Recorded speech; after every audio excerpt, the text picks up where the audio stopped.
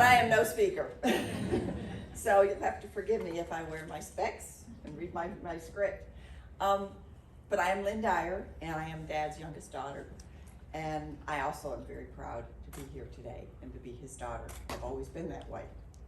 And I just want to say a few things about our dad that underscores the honor he's receiving today. He didn't share much with us about his experiences during World War II until about 20 years ago. And he's never boasted, he's never shared any of the hardships, he's never boasted about his achievements. And yet, we understood and we know what kind of soldier he was by the very way he lives his life today, and has always. Dad recently wanted to preserve some of his World War II stories as he started to tell them. And only recently, like in the last year, he asked if, there was a way that we could, get this down. So with much collaboration and many weeks and months even, he published this book. Mm-hmm. Yes. It's titled World War II in My Words. It is a collection of his personal stories, personal experiences, and his personal pictures. A lot of you have this book already. Mm-hmm. For those of you who do not and would like one, see Wesley at the reception afterward. We have some copies here. So our dad is a man of strength, resourcefulness, patience, and ingenuity. He is fearlessly loyal, extremely dedicated, and profoundly generous to everyone. We know that. As for ingenuity and resourceful, during the Great Depression, making your own fun was the literal truth. Those of you who haven't heard those stories. And Wesley Hart was the master.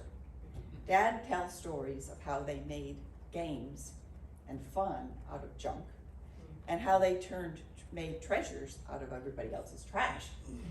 And it's really fascinating because of how embellished we are with everything we have today. Our dad is witty, crafty, and well known for his funny tricks, his corny jokes, his silly pranks, his jarring spoofs. Just ask any of our relatives here today. One of his favorites was the funnel and penny challenge, where you would put a funnel in your waistband and balance a penny on your nose and try to get it in the funnel while he poured a cold drink right down the funnel. Well, we tried that on our friends, but anyway. But these days, he's still full of it, and we just smile and groan. Things haven't changed. Dad spent a lifetime utilizing his mechanical ability and engineering creativity. He didn't go to college, and yet he held a mechanical engineering job position at General Electric for 42 years. The CEOs pursued him. They wanted him to start up new plants, and yet family stood in the way. I remember crying on the platform at the train station in Schenectady the day he left for Bloomington, Illinois. And for those of you who don't know that, was home office then. They wanted him to start up a plant there and transfer. It never happened. Dad's a master of many arts. He's ready, reliable, resourceful, and I'm sure as a soldier, resilient, relatable, reputable, reassuring, and very realistic. He's also known as reserved, reflective, reverent, and resolute. That's a lot of R's to roll off your tongue.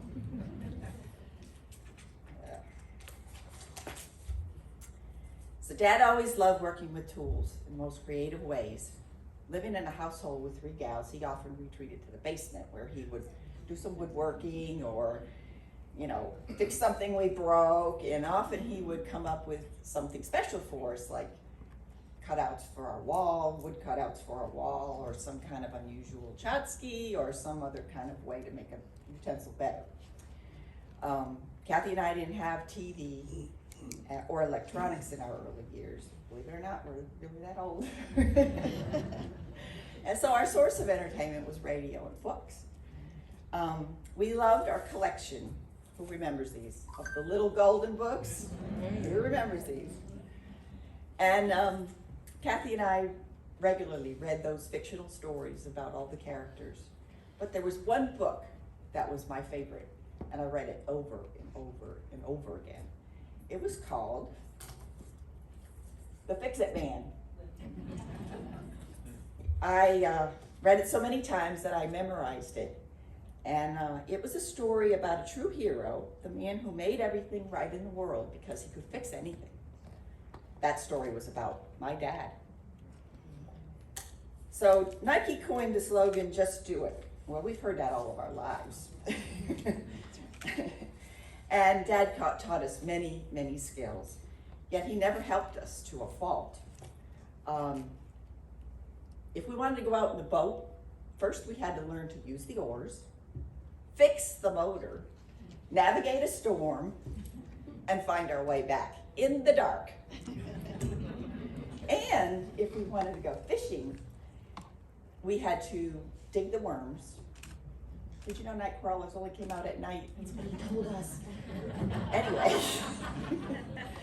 bait the hook, and then figure out how to retrieve the hook after the fish swallowed it. So it was a learning experience. Yeah, we learned to use tools at an early age, and those of you who know us realize that. And to this day, Dad will make suggestions about how to better use the tool we have, or how to get a better tool to do the job we're doing. So some things, he does all that with his poor eyesight. And by the way, when you come see him, please introduce yourself, because he doesn't know everybody real well. So Dad's still the can-do-it dude. A few days ago, he practiced putting on a tie for the first time in 4 years since Mom died. And so without a mirror, coaching, or any refresher, he tied the perfect knot. But with his poor eyesight, he failed to see he started with the wrong end. Today, he tied his own. That's the kind of person Dad is. He's always shared his many talents, and he did so generously. We were the first family on our block to own a snowblower. Yeah, we lived in the Northeast. And Dad would not only clear our driveway and the neighbors, but also a path all the way around to the corner store for everyone else to use. He regularly helped our aunts, our grandparents, and those Mom voluntold him to help, and without complaining, ever. He taxied Kathy and I to and from our school functions with all of our friends, and every now and then he would say, "Do any of your friends have fathers?" Anyway, Dad is a gracious host. He's extremely experienced because of the countless parties, reunions, and celebrations over the years. Entertaining was Mom's passion, and Kathy and I admire them for their hospitality. Oh, I could go on, but there's a lot more important things to do here. So there's so much more to tell you about our amazing Dad. He is certainly a man to be admired, a friend forever treasured, a dad unmatched by any other. We love you, Dad, for being our example, teaching us skills, and loving us unconditionally. We honor you today. We thank you for being our wonderful dad all these years and forever.